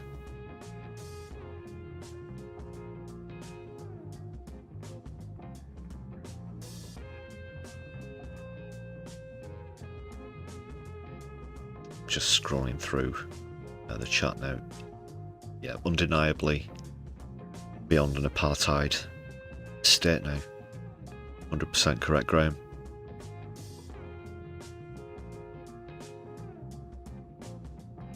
Another good point there from Graham, going back to the examples of the US arming other states or creating militant groups as an excuse to chase them.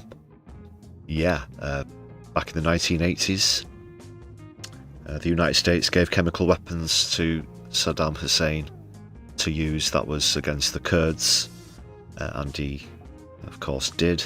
Then they went into Iraq in the early 90s, and again, just over 10 years later.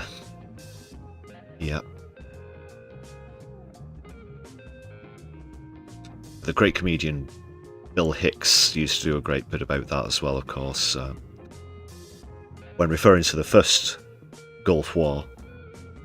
And yeah, people like Bush would have said that Iraq have incredible weapons, and they're the fourth biggest army in the world and all of this. And well, how do you know about all the weapons that they've got? Because America checked the receipt. They sold them all the weapons. Yeah, late great Bill Hicks.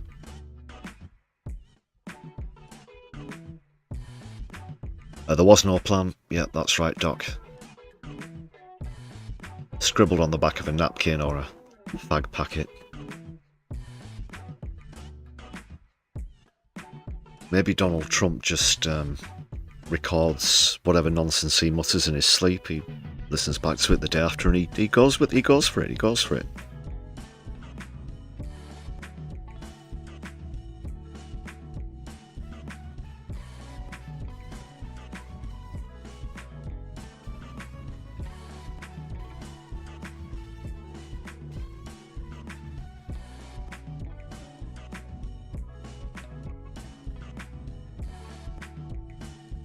Do keep your comments coming in the chat. Make sure you've hit thumbs up on stream as well, please, people. We'll go for another comedy interlude now. Sorry, it's been a bit sporadic.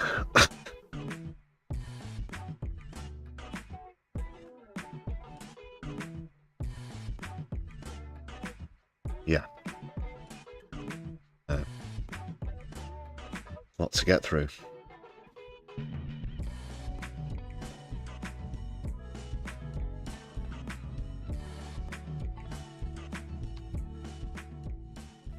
So we've not had this impression. We've had the impersonator on recently, but not this particular impression. Liv Struss, of course, Noreen Skinner's iteration, parody version of the former, briefly, 40-day Prime Minister. On the other story, of course, so much in the news over the last week. But some of it was overridden by the incredible story that a van full of chocolate got stolen. Apparently. It was deemed more newsworthy than a lot of other things. So this is Liv Struss's take on that particular bit from the news. Noreen Skinner. Link in the description. Hello, it's me, Liv Struss, back with a very important message for all of my fans. Now I know that there has actually been a lot of speculation about me saying that I said that the underground transgender mafia may be responsible for the 12 tons of Kit Kats that were stolen in a heist. Now look, I just need to clarify that that was a parody account that said that. That wasn't me. You know, I don't say ridiculous things. That's a disgrace. But what I want to do is I want to rectify this situation. And what I actually said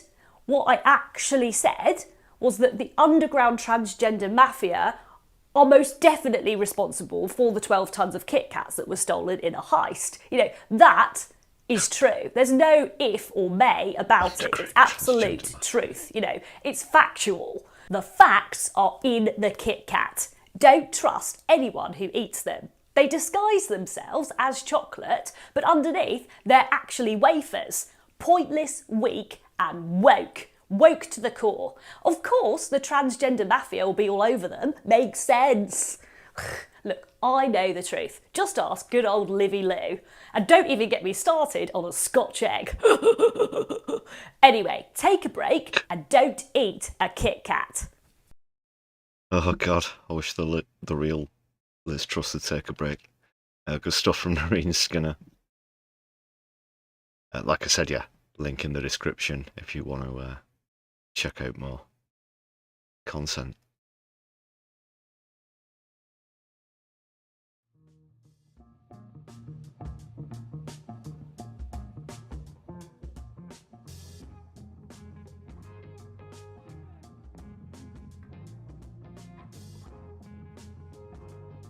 She probably spends more time in the States slagging this country off than she does here defending it, you know.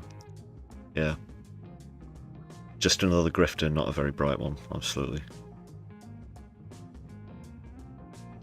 100%.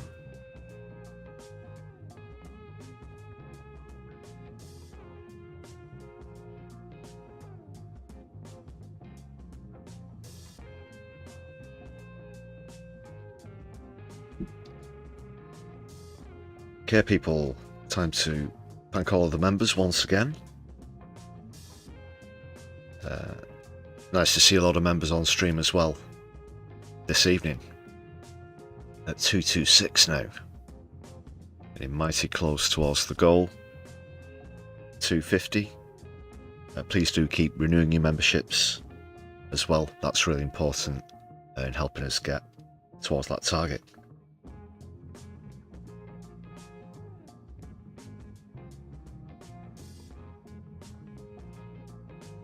Just a reminder, super thanks are open if you're watching back later on, of course.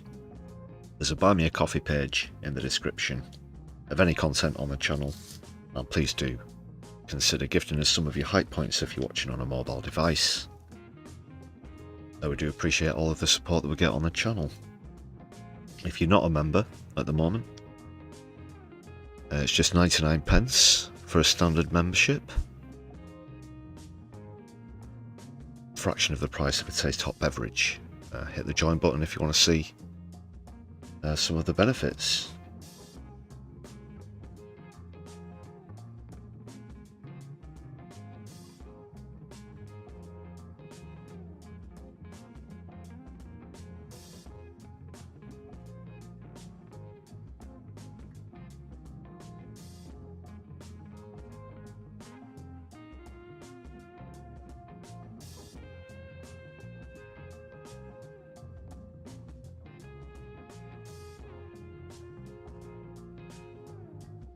Thank you, good people.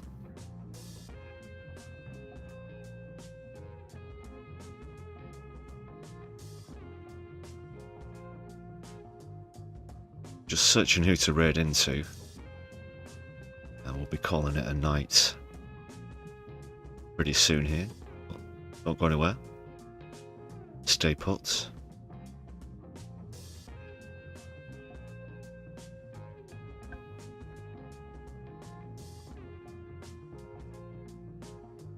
We have no justice live.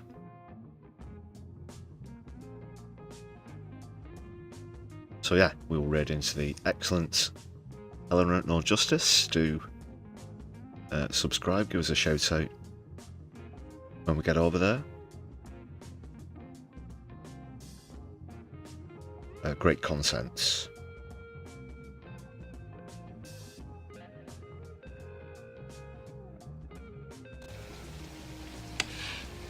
Socialists.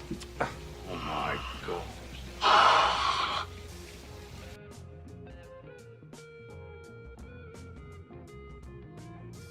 Okay, we're all locked in. Did want to mention one or two other stories, but they can wait for later in the week.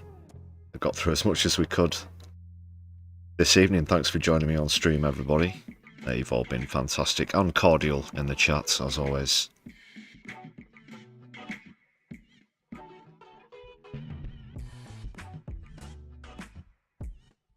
There will be more during the week. Hit the notification bell so you don't miss out on future content on the channel.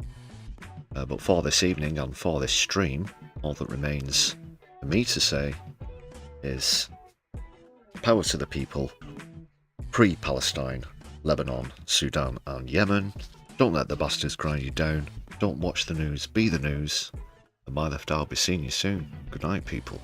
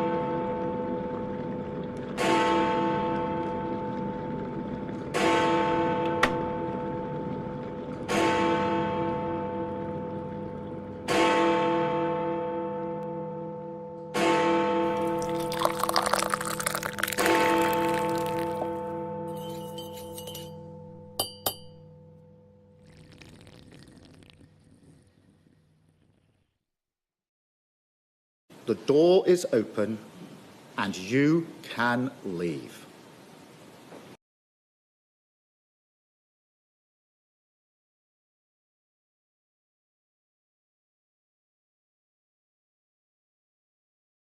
It's what Hitler and Goering did, and it is textbook. And if you think the next time it happens, we're gonna recognize it because they're wearing scary uniforms, you're out of your damn